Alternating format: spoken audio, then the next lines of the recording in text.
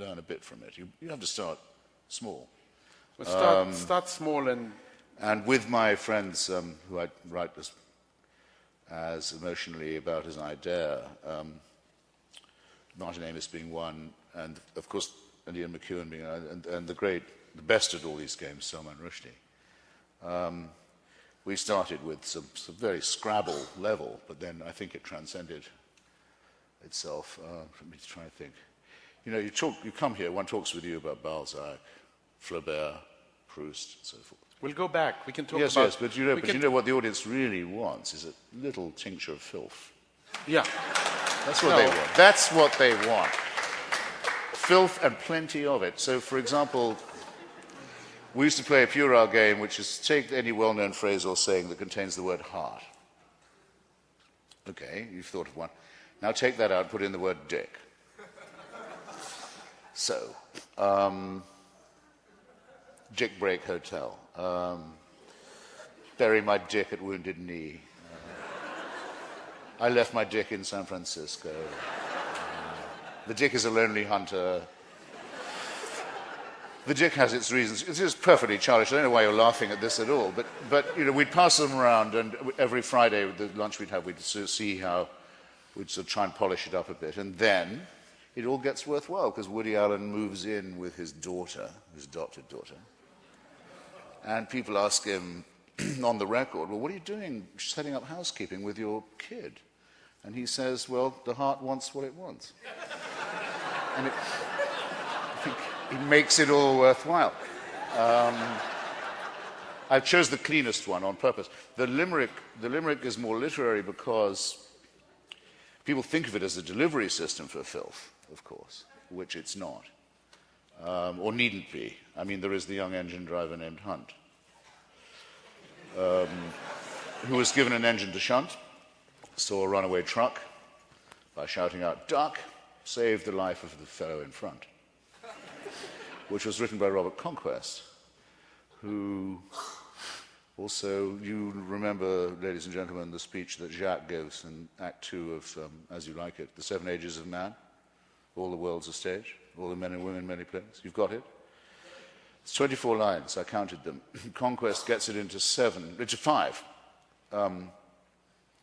7 ages, first puking and mewling, then very pissed off with your schooling, then fucks, then fights, then judging chaps' rights, then sitting in slippers, then drooling. That's it. There's nothing left out of that.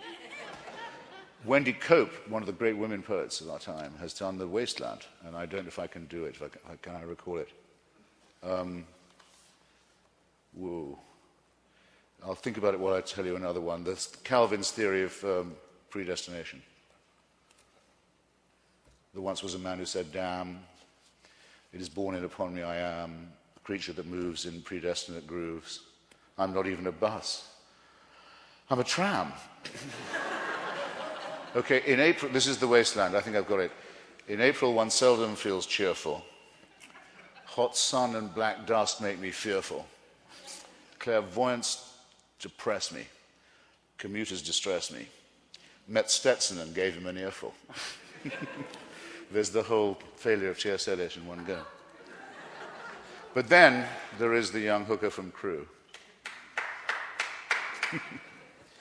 who filled up her pussy with glue. This is what you were waiting for. And said with a grin, since they'll pay to get in, they can pay to get out of it too. That, I think, is smutty. Yeah, your mother had great ambitions for you. Don't mention my mother just right now. That was a natural segue. So coming back to Yvonne, she had great ambitions for you. And I suppose, I don't know if she imagined this, but I suppose by taking you out of your class and putting you in another class, branding your tongue in a different way, as it were. Yes. And for you to speak, I don't know if it's upper class, but you speak. No. No. No, if you meet a genuine member of the upper class, you'll be instantly able to tell the difference. I don't know quite how they do it. Well, but it's very hard to fake. Oh, really? You begin to doubt everything you've ever said. Really? Well, one of the things, I think one of the great descriptions in your memoir is of New York and your love of actually this very area of New York. Yes. You speak, for instance, you write here on Mid-Manhattan, you say, I simply found myself somewhere in Midtown Manhattan, looking up at skyscrapers, but the illusion was accompanied by a feeling of profound happiness, a sensation of being free in a way I had never before known. I could read so many of these wonderful passages where you say, Evelyn Waugh was in error when he said that in New York there was a neurosis in the air which the inhabitants mistook for energy. There was rather I love this, there was rather a tensile excitement in that air which made me think for many years that time spent asleep in New York was somehow time wasted. Whether this thought has lengthened or shortened my life, I shall never know, but it has certainly colored it. And why did you move to D.C., for goodness sake? Because New York was too rich for my blood, and I wasn't getting any work done. That's the honest truth. It was precisely that. Even however late I went to bed, I'd wake up early. There were too many distractions. I was quite young then. I didn't have any responsibilities, didn't own any property, didn't have any children. And God knows what might have happened if I'd stayed. And so I returned to the faith of my fathers and the Puritan upbringing that I'd had, of the feeling that one must apply oneself and go somewhere boring and severe, and put myself between the shafts and teach myself to work hard and alone. And that was a good decision too. But the main decision was to move to the United States. After that, I didn't much mind where I was.